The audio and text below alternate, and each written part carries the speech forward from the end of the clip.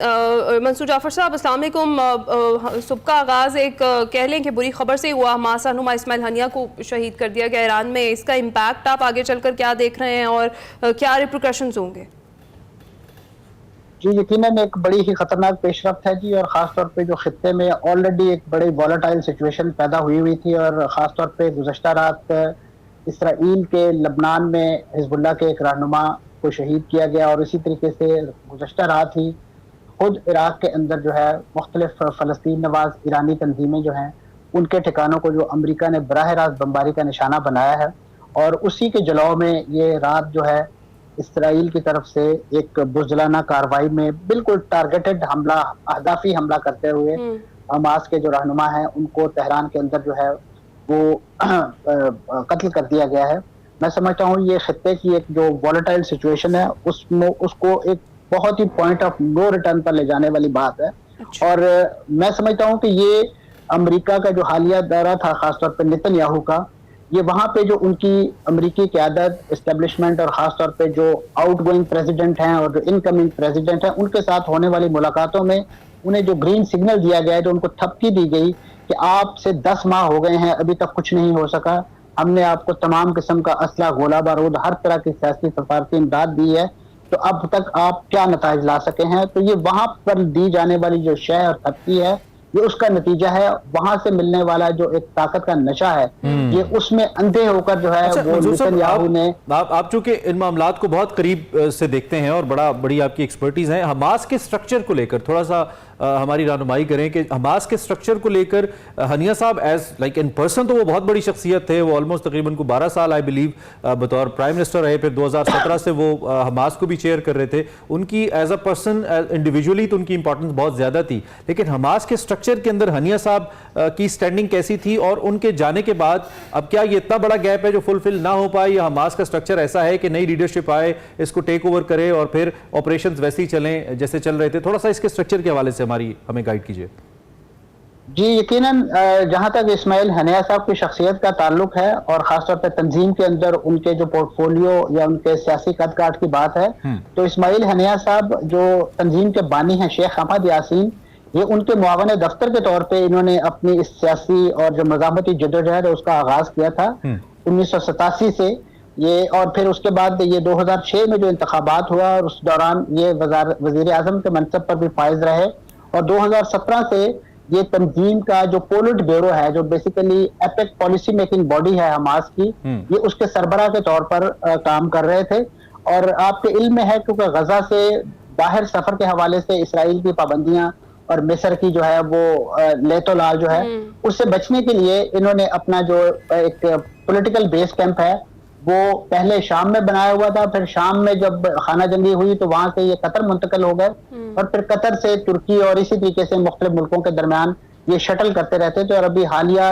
جنگ کے دنوں میں ان کا مصر، ترکی اور قطر جو ہے انہی ڈیسٹینیشن میں موسٹلی سفر رہتا تھا۔ ایران کیونکہ اس پورے فلسطینی پروجیکٹ کا ایک بہت ہی سرخیل پشتی بان تھا، تو ایران کے ساتھ خصوصی اظہار یکجہتی کے لیے اور خاص طور پہ اس نئی پولیٹیکل لیڈرشپ کے منصب اقتدار پر آنے اور حلف کے بعد جو ہے انہوں نے ضروری سمجھا کہ وہ ان سے اظہار یکجہتی کے لیے ان پرسن جائیں، حالانکہ انہیں جان سے مارنے کے حوالے سے اسرائیلی وزیر اعظم اپنی کلیئر پالیسی اعلان کر چکے تھے جب انہوں نے ان کے بیٹوں کو شہید کیا، ان کے پوتوں کو شہید کیا، ان کی بہنوں کو گرفتار کیا۔ انہوں نے اعلانیہ طور پہ یہ کہا کہ ہم پولیٹیکل لیڈرشپ کو اور ملٹری لیڈرشپ کو ٹارگٹ کرنا اپنی جو جنگی پالیسی ہے اس کا کارنر سٹون سمجھتے ہیں، اور ہمیں دنیا کا کوئی طاقت اس سے نہیں روک سکتی۔ اور اسی بزدل اسرائیل نے ان سے لے کے دبئی، ملیشیا، لبنان، کس ملک میں جو ہے وہ حماس کی لیڈرشپ جو ہے نشانہ نہیں بنایا۔ یہ حماس کی جو انٹرنل سیٹ اپ ہے اور ان کی جو اپنی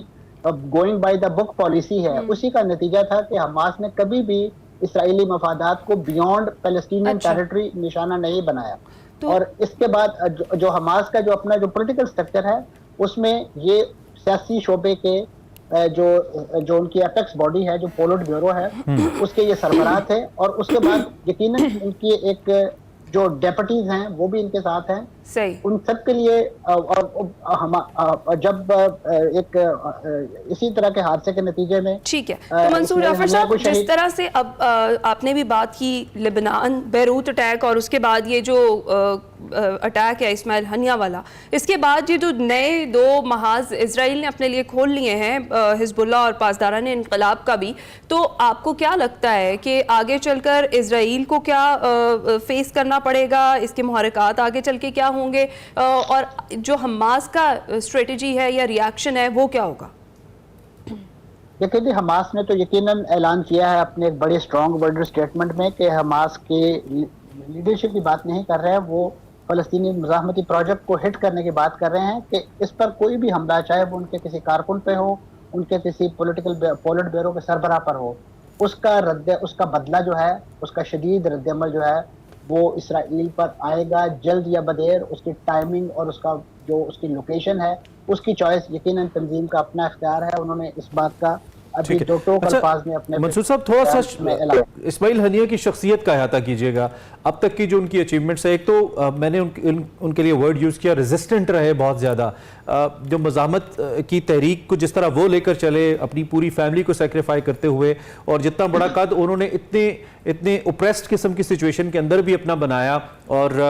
दुनिया के सामने उनका एक स्ट्रेचर रहा। इस खबर ने पूरी दुनिया को हिला दिया। ये यकीनी तौर पे कंडेमेबल है। और इस सारी सूरत हाल को देखते हुए आप अगर उनकी शख्सियत का अहाता करें, बतौर शख्सियत उनको आप कैसे देखते हैं, और क्या इम्पैक्ट था उनका मिडल ईस्ट पॉलिटिक्स के ऊपर, जो अब शायद उनके जाने के बाद काफ़ी हद तक चैलेंजिंग हो जाएगा सियासी सूरत हाल को लेकर?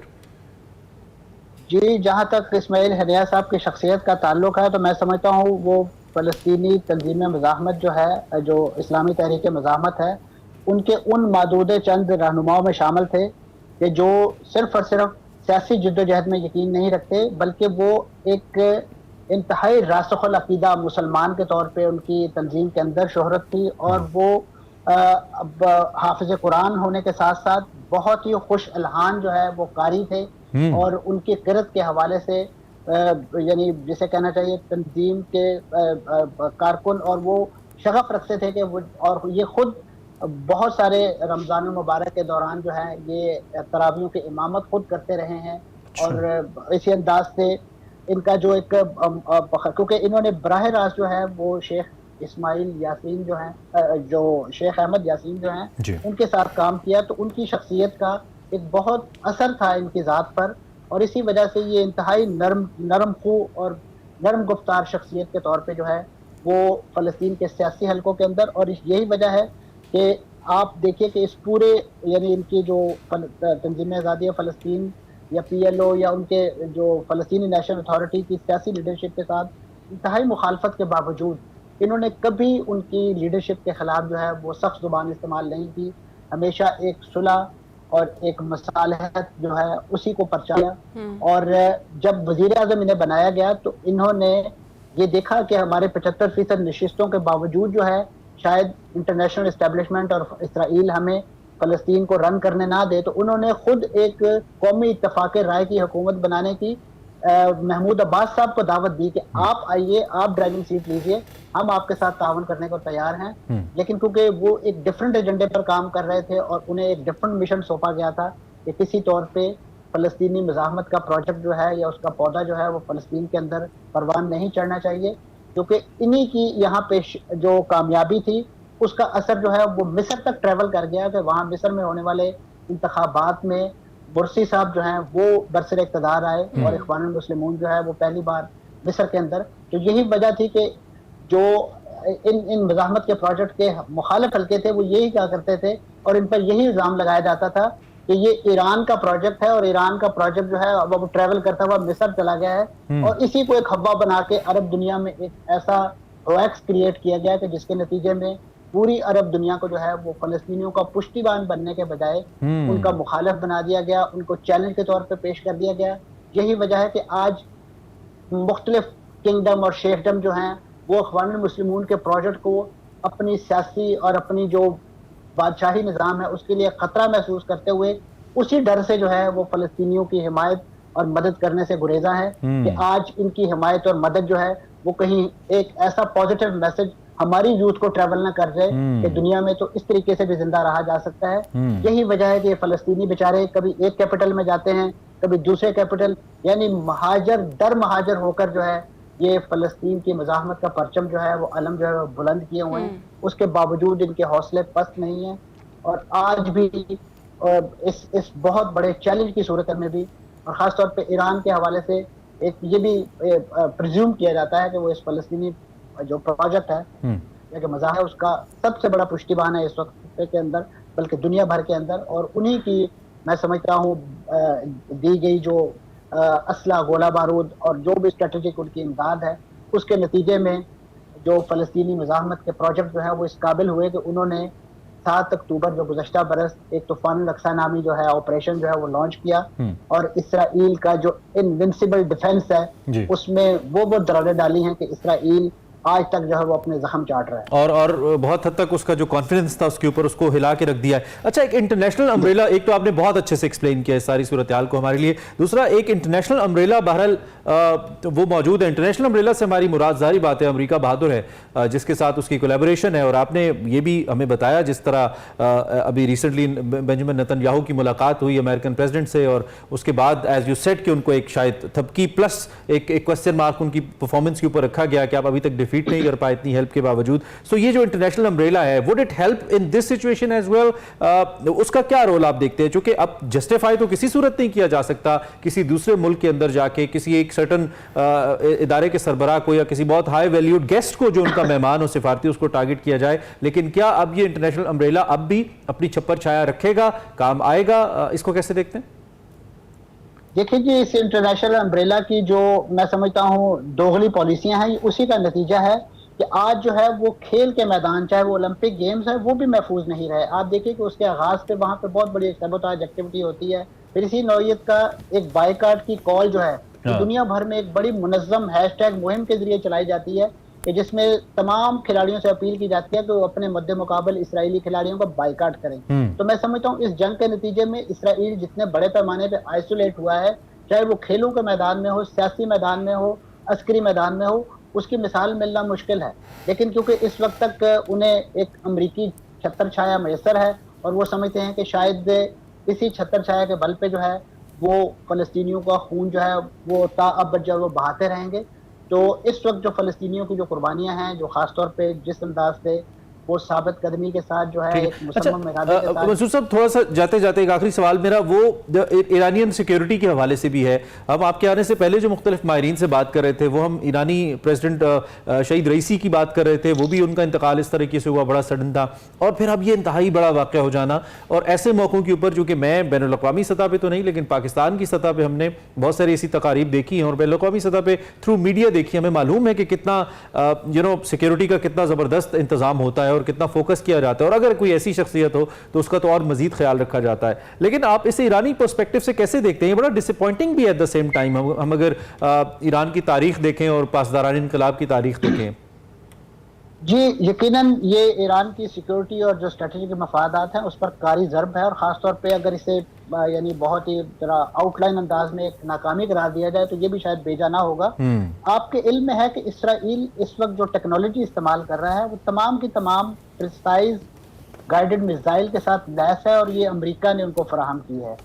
یہی ٹیکنالوجی جو ہے وہ ایک اہدافی ہدف کے طور پر جو ہے وہ ٹارگٹ کیا گیا، اور جو اطلاعات ایران سے موصول ہو رہی ہیں ان میں یہی بتایا جا رہا ہے کہ جس میزائل سے اسماعیل ہنیہ صاحب کو ہٹ کیا گیا وہ ڈائریکٹ ان کے جسم پر لگا ہے. یعنی اس قدر پریسائز ہٹ کیا گیا ہے، اور ان کا لوکیشن اور پھر اسی طریقے سے اگر آپ کو یاد ہو جب صالح آلوری جو ان کو لبنان میں قتل کیا گیا تو ان پر بھی ایک 3 منزلہ عمارت جس میں وہ مقیم تھے،